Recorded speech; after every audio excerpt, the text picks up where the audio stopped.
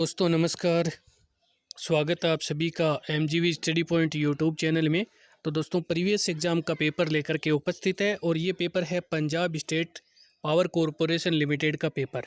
ये paper Punjab state power corporation limited का paper previous paper है और ये पेपर है 27 फरवरी 2018। 27/2/2018 का पेपर है। ये पेपर दोपहर 2:30 PM से 4:30 PM तक का पेपर है। सब्जेक्ट की बात करें तो ये सब्जेक्ट सब स्टेशन अटेंडेंट का पेपर है और आज हम इसके रीजनिंग के पार्ट को सोल्व करेंगे। इससे पहले इंग्लिश और जीके का पार्ट अपलोड हो चुका है और टेक्निकल पार्ट के लिए VK knowledge electrical YouTube channel देखें। तो अब हम बात कर लेते हैं इसके रीजनिंग पार्ट की। तो ज़रूर इस वीडियो को लास्ट तक देखें, लाइक शेयर भी करें और अभी तक अपने यूट्यूब चैनल को सब्सक्राइब नहीं किया है तो ज़रूर इसको सब्सक्राइब करें। सेक्शन रीजनिंग, यहाँ से हमारा रीजनिंग पार्ट स्टार्ट होता है और ये Punjab state power corporation limited का ओल्ड पेपर है। इससे पहले इसके जीके इंग्लिश और टेक्निकल पार्ट अपलोड हो चुकी हैं। टेक्निकल पार्ट के लिए आप VK knowledge electrical YouTube channel देखें और English GK non technical part के लिए एमजीवी स्टडी पॉइंट यूट्यूब की प्लेलिस्ट देखें, चैनल पे विजिट करें। ओल्ड सॉल्वर्ड पेपर और मिक्स क्वेश्चन सीरीज भी आपको वहाँ पे मिलेगी। तो क्वेश्चन फर्स्ट में आपसे पूछा जा रहा है कि 3 out of 4 words given in the option. आपको 4 ऑप्शन दिए गए, उनमें से 3 option in the option are similar. 3 option है वो एक जैसे हैं, समान रूप से हैं in a creation way and 1 is different. 3 तो एक जैसी हैं लेकिन एक है वो डिफरेंट यानी अलग भिन्न है। Select the option that is different from the other, और जो अन्य से भिन्न है उसको सेलेक्ट कीजिए। तो देखिए यहाँ पे आपका आंसर है एजुकेशन। इससे पहले कि मैं आपको ऑप्शन दिखा देता हूँ आपको कि एक ऑप्शन जो पहला है कॉलेज, दूसरा एजुकेशन है, तीसरा स्कूल है और चौथा आपके पास यूनिवर्सिटी है। तो अब अगर हम इन सभी जो ऑप्शन की बात करें तो ऑप्शन आपके बनता है second number correct, education. Education आपका सही आंसर है क्योंकि कॉलेज, स्कूल और यूनिवर्सिटी ये तीनों ही भौतिक संस्थाएं हैं, भौतिक वस्तुएं हैं और इनका मानव ने निर्माण किया है। तो इनको हम क्या कर सकते हैं, देख सकते हैं, लेकिन जो एजुकेशन होती है इनको केवल हम फील कर सकते हैं, ये कोई भौतिक रूप नहीं होता है। तो इसलिए एजुकेशन अलग है। चलते हैं बात करते हैं। तो आगे क्वेश्चन नंबर है सेकंड। देखिए क्वेश्चन सेकंड भी सेम आपको इसी बेस्ड पे दिया गया है और क्वेश्चन सेकंड में 3 out of 4 words given in the option are similar. देखिए 4 में से 3 शब्द है वो आपको समान दिए गए हैं इन ए क्रिएशन वे, जो कि बनावटी रूप में तीनों समान है, एंड 1 इज डिफरेंट, एक अलग है। कौन सा अलग है वो आपको सेलेक्ट करना है, ऑप्शन चूज करना है। देखिए यहाँ पे आपका answer number third weapon. Weapon है वो अलग है क्योंकि यहाँ पे स्पीयर और इसका अर्थ होता है भाला, जो कि एक हथियार है। भाला गन, गन होती है बंदूक। देखिए ये गन होती है बंदूक और स्वॉर्ड दे रखी है तलवार, स्वॉर्ड दे रखी है तलवार। ये तीनों हथियार है, जबकि वेपन्स का मीन्स होता है हथियार। वेपन्स का मीन्स होता है हथियार। तो ये तीनों भाला, बंदूक और तलवार जो कि एक हथियार है और ये जो कि हथियारों का एक ग्रुप है, वेपन्स, सभी हथियार वेपन में आते हैं। तो ऑप्शन नंबर 3 हमारा करके करेक्ट है। चलते हैं अगले क्वेश्चन की ओर। तो नेक्स्ट हमारे पास क्वेश्चन नंबर है 3। तो देखिए क्वेश्चन 3 में आपसे क्या पूछा जा रहा है। क्वेश्चन 3 में which word cannot be formed using letter of the given word.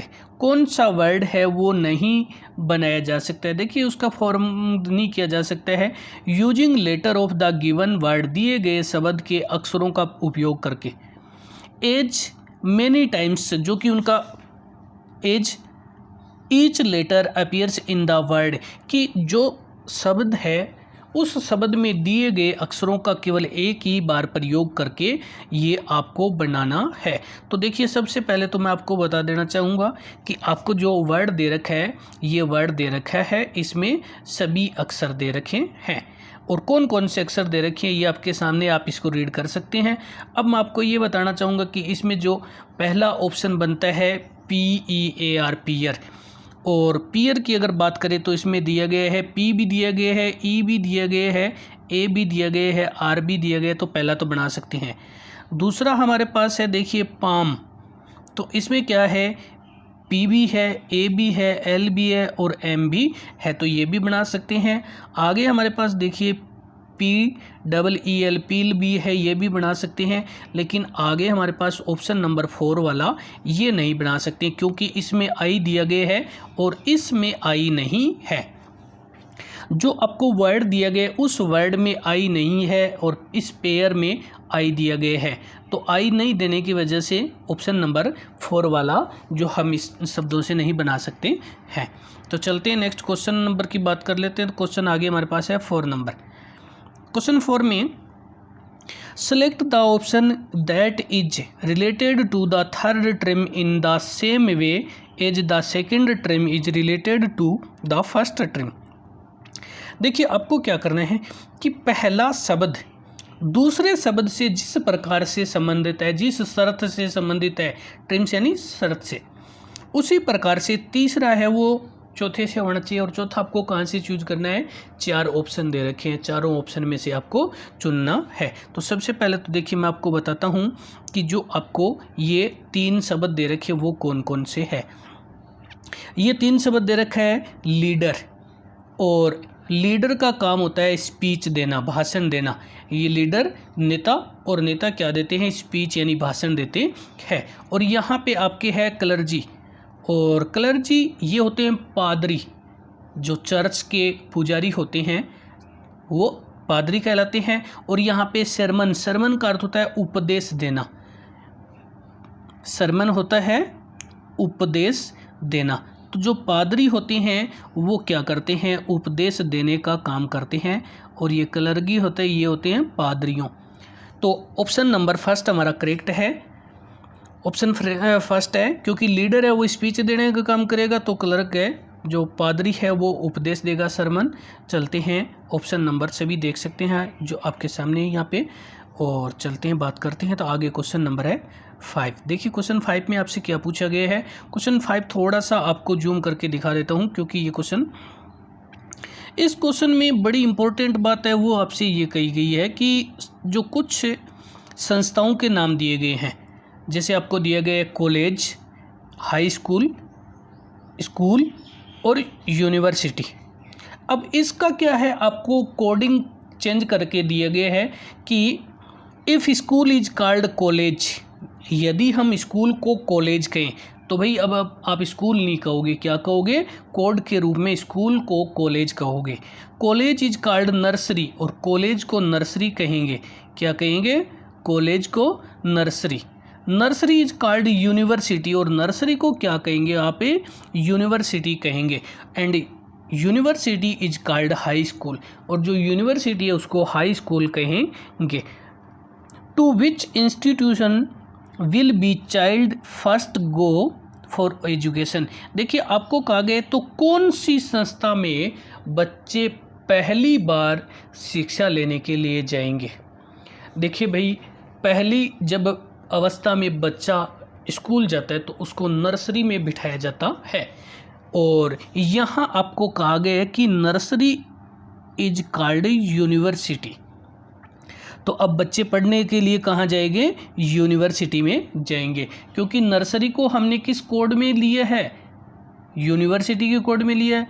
और बच्चे क्या करते हैं, सबसे पहले नर्सरी में जाते हैं पढ़ने के लिए, तो अब बच्चे जाएंगे यूनिवर्सिटी में, इस क्वेश्चन के अकॉर्डिंग जो आपको कहा गया। दोबारा देखिए इसमें कि if school is called college, college is called nursery, nursery is called university, nursery को यूनिवर्सिटी कहा जाए, तो विच इंस्टीट्यूट, तो कौन सी संस्था में बच्चे पढ़ने जाएंगे लिए, तो बच्चे जाएंगे यूनिवर्सिटी में जाएंगे।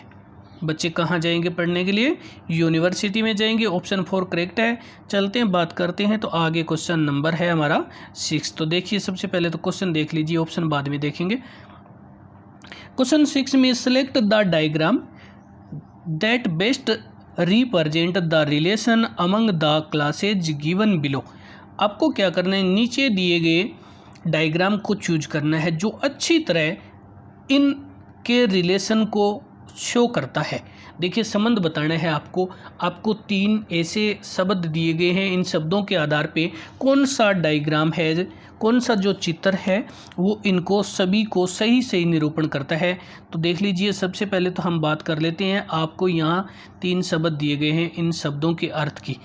इंडोर गेम्स, इंडोर गेम्स होते हैं अंदर खेले जाने वाले खेल, जो किसी के अंदर, इट मीन्स हम किसी हॉल के अंदर, किसी बिल्डिंग के अंदर, किसी रूम के अंदर खेलते हैं तो इंडोर गेम्स होते हैं। उसके बाद में होती है चेस। तो ये जो चेस होती है ये शतरंज होती है। और बोर्ड गेम्स होते हैं, ये भी एक तरीके से शतरंज है। ये क्या है, बोर्ड गेम है। जैसे कैरम बोर्ड है, लूडो है, तो ये सारे गेम क्या है, इस तरीके से। तो अब अगर वैसे देखें तो इंडोर गेम, और ये गेम इंडोर गेम आता है चेस। और चेस कहाँ खेला जाता है, बोर्ड पे खेला जाता है। तो ये सभी इस प्रकार से बनेंगे। तो सबसे बाहर ये होगा, फिर ये इसके अंदर आ जाएगा और ये आ जाएगा इसके अंदर। इस प्रकार से ये गेम बनेगा। तो सबसे पहले तो मैं आपको यूँ कहूँगा कि ये बाहर वाला है, ये इंडोर गेम्स है। फिर चेस आ जाएगा, ये चेस इसके अंदर आ जाएगा, तो ये चेस हो गया। और ये बोर्ड गेम आ जाएगा, तो बोर्ड गेम इसके अंदर आ जाएगा, क्योंकि चेस है वो बोर्ड पे खेली जाती है। तो इस प्रकार से तो आपका जो ऑप्शन करेक्ट बनता है वो कौन सा बनता है भाई, ये देखिए आपका ऑप्शन सेकंड नंबर बनता है। सेकंड ऑप्शन किस प्रकार से बनता है, ये तो हो गया आपका इंडोर गेम, और ये होगी आपकी चेस, और ये आपका जो बोर्ड गेम हो गया, बोर्ड गेम, ये चेस हो गया, और ये इंडोर गेम हो गया।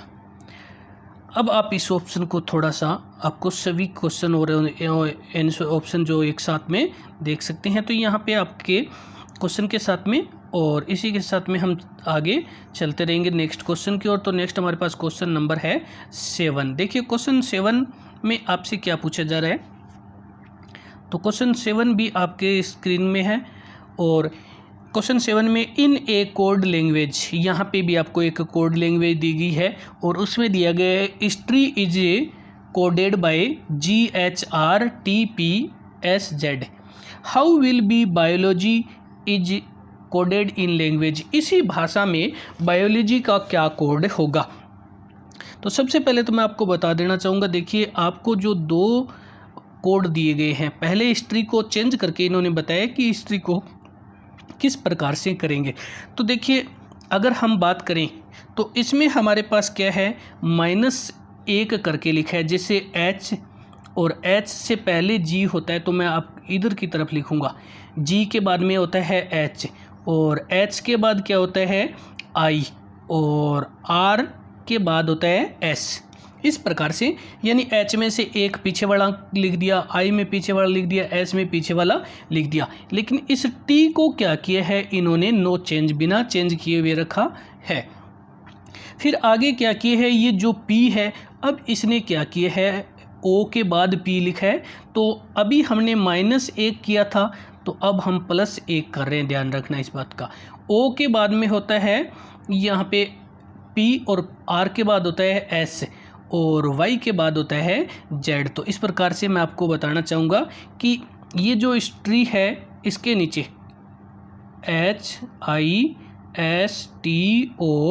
HISTORY, हिस्ट्री के नीचे यहाँ पे H में माइनस करके लिखा है सबसे पहले G, और I से 1 घटाया तो H, और इस S से 1 घटाया तो R। इस T को वैसा का वैसा लिख दिया। ये 3 तो 1 माइनस करके लिखा है, और यहाँ पे अब T को वैसा का वैसा लिखा है। O के प्लस किया है, तो O के बाद में P, तो यहाँ एक प्लस चल रहा है, और R के बाद में S, और Y के बाद में Z। इस प्रकार से अब आपको देखो क्या दिया गया है, आपको दिया गया है बायोलॉजी। तो इस बायोलॉजी को तो भी हम लिख लेंगे। किस प्रकार से लिखेंगे, देखिए B में से 1 घटाएंगे तो A, और इस प्रकार से आगे जो I है, I में से 1 घटाएंगे तो H, और O में से घटाएंगे एक तो n, फिर l को वैसा का वैसा लिखेंगे। देखिए ये तो -1 से आए 3, l को हमने वैसा का वैसा लिख दिया बिना चेंज किए हुए। फिर o के बाद आता है p, और आगे g है, g के बाद आता है h, और y के बाद में आता है z। तो अब आप ये देख लीजिए, ये हमने क्या किया, आगे वाले 3 प्लस किए हैं, तो ये हमारा आता है AHNLPHZ, जो कि ऑप्शन नंबर हमारा कौन सा है देख सकते हैं हम, ऑप्शन नंबर हमारा 3 बनता है। देखिए AHNLPHZ।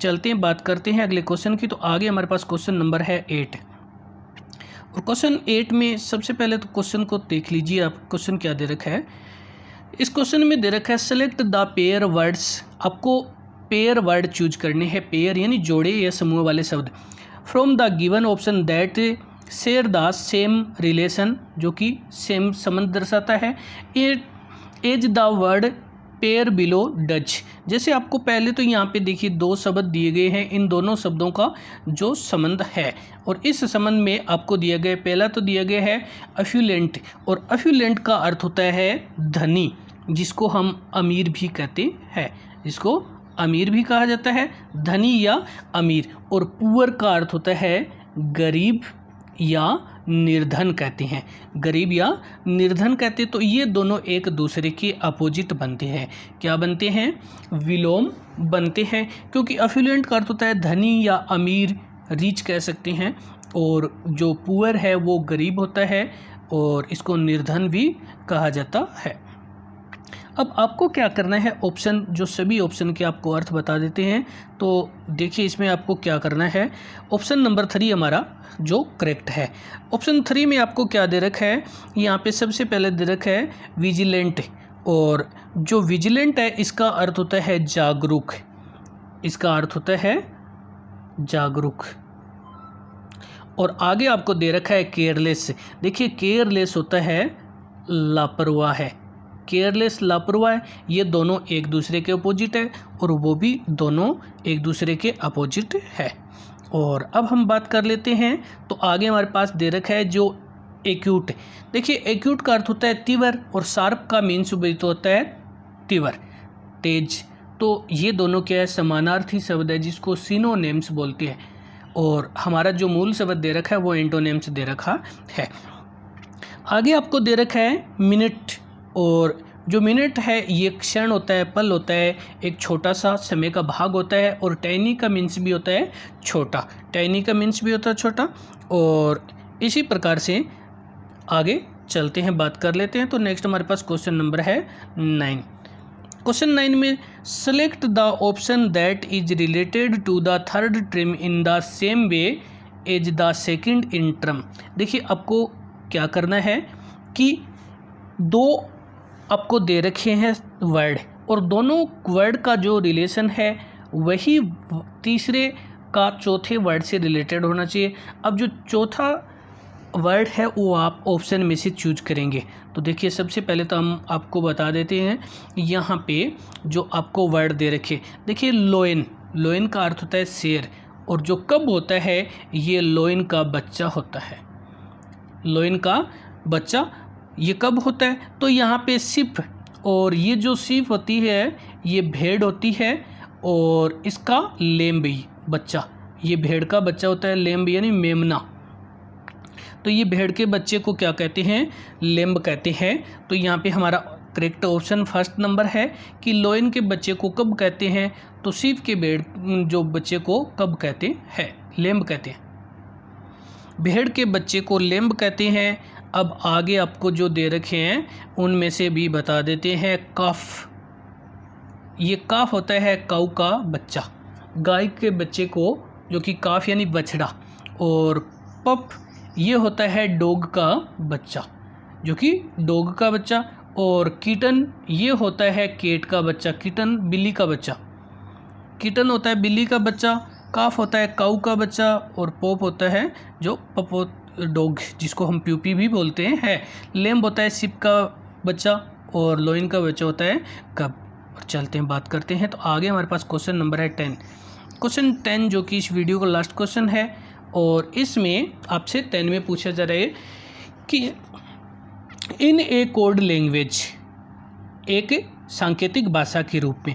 Music is sweet, music is sweet is coded a song it's मेलो। जो म्यूजिक इज स्वीट है इसको हम कहेंगे सॉन्ग इज मेलो। और इसी में आगे कहेंगे स्वीट फ्रूट, जो स्वीट फ्रूट है इसको कोड में कहेंगे मेलो मैंगेज, मेलो मैंगेज। और आगे जो दे रखा है इसको, जो आपको थोड़ा सा इसको जूम करके दिखा देते हैं, ऑप्शन हम बाद में देखेंगे। तो यहाँ तक हमने रीड किया है। अब आपको ये बताया गया है कि स्वीट फ्रूट, और स्वीट फ्रूट को मेलो मैंगेज कहा गया है। और आगे आपको दिया गया है श्योर ग्रेप्स। अब श्योर ग्रेप्स को इन्होंने क्या कहा है, देखिए ये कोडेड में आपको यहाँ पे बताया है। ये बताया गया है कट स्नीटीज, और आगे आपको दिया गया है ये जो ग्रीन ग्रेप्स इज कोडेड, और ग्रीन ग्रेप्स को इसने क्या कहा है, ये कहा है हेस्ट स्नीटीज। और अब आपसे पूछा जा रहा है what will the meaning of the खट मंगेज, खट मंगेज का मीन क्या होगा। तो देखिए सबसे पहले तो आपको यहाँ पे जो दिया गया है इसमें से आपको बताना चाहूँगा कि यहाँ पे इस वर्ड में से चूज करना है। और यहाँ पे आपका एक वर्ड आया है खट, और इसमें ये पूछा गया है खट, तो इसको कहा गया है श्योर, इसको कहा गया है श्योर। और आगे जो इसका आपको दिया गया है, ये दिया गया है इसमें जो मैंगेज, ये मेलो मैंगेज दिया गया है। और इससे मैंगेज को इसने क्या कहा है, फ्रूट कहा है, क्या कहा है, फ्रूट। तो यहाँ पे हमारा ऑप्शन जो बनता है आंसर, ये आंसर बनता है श्योर फ्रूट, श्योर फ्रूट। देखिए इस खट को यहाँ से बोला है ये खट, और यहाँ पर इन्होंने क्या किया, ये श्योर, और श्योर मीन्स खट्टा, और यहाँ से इसने क्या किया है, ये जो मैंगेज, और यह मैंगेज यहाँ पे, तो इस मैंगेज को क्या कहा है, फ्रूट का है, तो ये श्योर फ्रूट है। तो दोस्तों इसी के साथ में क्वेश्चन नंबर 10 आपका कंप्लीट हो गया है। ऑप्शन 3 है, आप देख सकते हैं। तो वीडियो देखने के लिए धन्यवाद। मिक्स क्वेश्चन सीरीज और ओल्ड सॉल्वर्ड पेपर आप चैनल पे देख सकते हैं, तो प्लेलिस्ट में विजिट करें। तो वीडियो देखने के लिए धन्यवाद।